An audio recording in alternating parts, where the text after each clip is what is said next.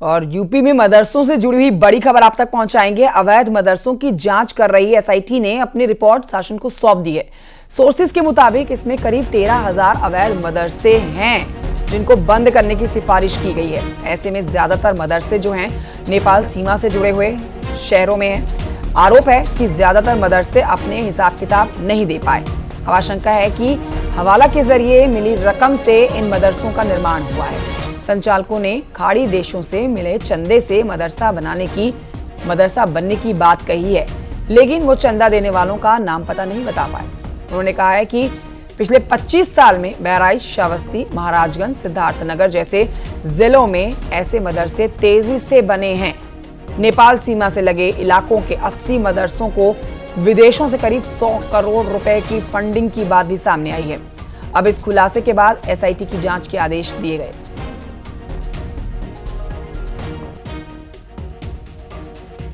मदरसों की जांच में लगी एसआईटी ने अपनी रिपोर्ट शासन को सौंप दी है।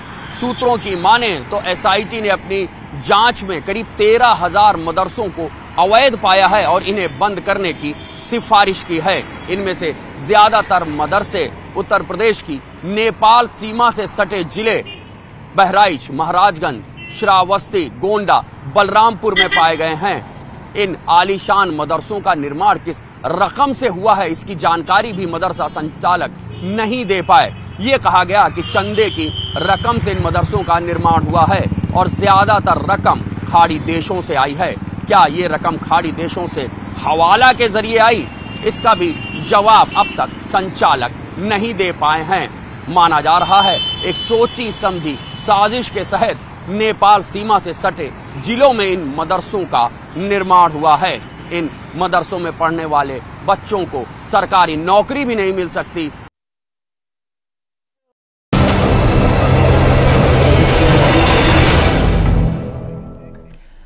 और आज की एक और बड़ी खबर आप तक पहुंचाएंगे कानपुर से बड़ी खबर, जहां पर समाजवादी पार्टी के विधायक इरफान सोलंकी के घर पर प्रवर्तन निदेशालय की रेड चल रही है।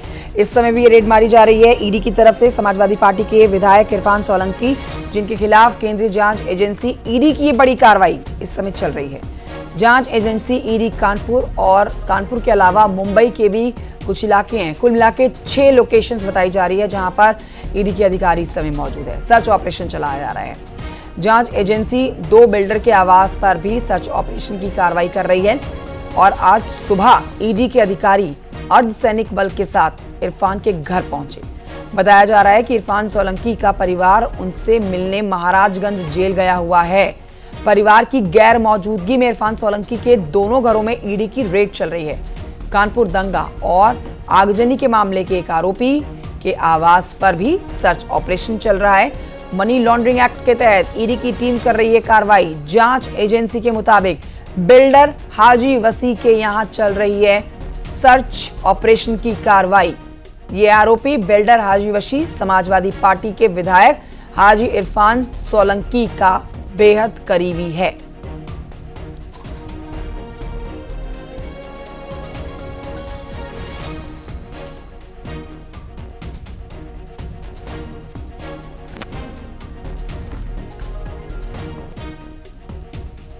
तो बड़ी बात ये आप कहिए कि इरफान सोलंकी का परिवार जब इरफान सोलंकी से मिलने के लिए गया हुआ है, तब उनके पीछे से ईडी की ये कार्रवाई, और ईडी की ये कार्रवाई सिर्फ इरफान सोलंकी के जुड़े हुए ठिकानों पर ही नहीं है, बल्कि 2 बिल्डर का भी अब नाम सामने आ रहा है और उन 2 बिल्डर के यहाँ पर भी ईडी की रेड इस समय चल रही है।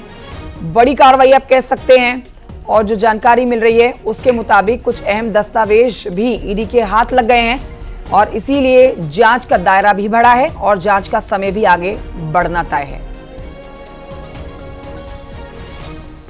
मैं खड़ा हूं इरफान सोलंकी के आवास पर। यहां आज सुबह लखनऊ से ईडी की टीम पहुंची है और लगातार छानबीन जारी है। ईडी के सभी अधिकारी इसी आवास के अंदर हैं जो लगातार दस्तावेजों की पड़ताल कर रहे हैं। हालांकि परिवार में उनकी पत्नी और बच्चे फिलहाल महाराजगंज में है। बताया जा रहा है कि ईडी के अधिकारी यहां मौजूद नौकरों और अन्य लोगों से पूछताछ कर रहे हैं।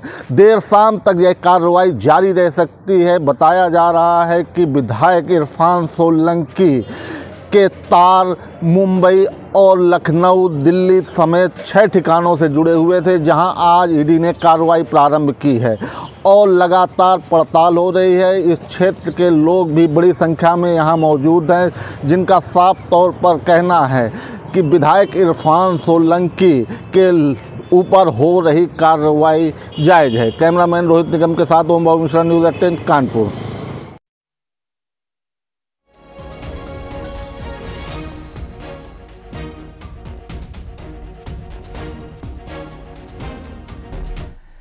समाजवादी पार्टी के बागी विधायक पूजा पाल ने लखनऊ में डिप्टी सीएम केशव प्रसाद मौर्य से मुलाकात की है। पूजा पाल की केशव प्रसाद मौर्य से मुलाकात के सियासी मायने निकाले जा रहे हैं। बता दें आपको कि हाल ही में राज्यसभा के जो चुनाव हुए हैं उसमें पूजा पाल ने क्रॉस वोटिंग भी की थी और बीजेपी उम्मीदवार के पक्ष में मतदान भी किया था।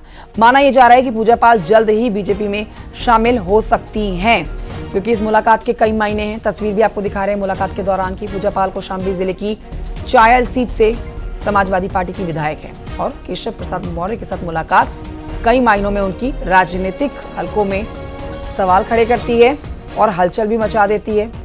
ये तस्वीर सोशल मीडिया पर जो डाली गई है आप देख सकते हैं, पूजा पाल की मुलाकात डिप्टी सीएम केशव प्रसाद मौर्य के साथ।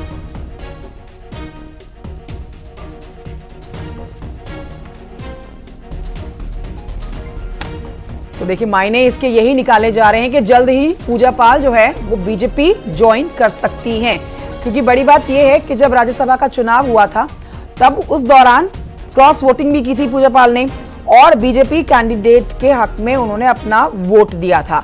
तो अब इस बात की जानकारी जो मिल रही है इस पर हमारे सहयोगी और जानकारी और विस्तार से हमें समझाएंगे। सर्वेश दुबे हमारे साथ मौजूद हैं। सर्वेश, तस्वीर हम दिखा रहे हैं पूजा पाल की केशव प्रसाद माफ कीजिए डिप्टी सीएम केशव प्रसाद मौर्य के साथ मुलाकात की तस्वीर जो है कई मायने रखती है। क्या समझे कि जल्द ही बीजेपी ज्वाइन कर सकती है पूजा पाल? देखिए, निश्चित तौर पर पूजा पाल कौशाम्बी जिले के चायल से ही समाजवादी पार्टी के टिकट पर जीतकर विधानसभा पहुंची थी और अभी जो राज्यसभा का चुनाव हुआ है उसमें उन्होंने बागी होकर बीजेपी के प्रत्याशी के पक्ष में मतदान किया है और इसके बाद से इस बात के कयास लगाए जा रहे थे कि वो बीजेपी में शामिल हो सकती हैं।